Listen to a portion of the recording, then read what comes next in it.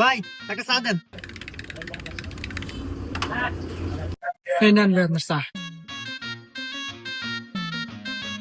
এ ভাই চিনি গো। ওহো ভাই, চিনি দিতে ভুলে গেছি। এই নেন।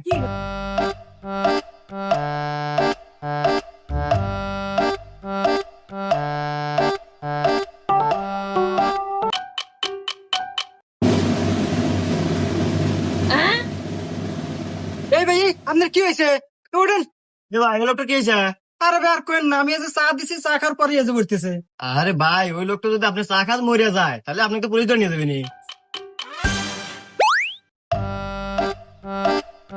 ভাই চার দাম কয়টা হইলো?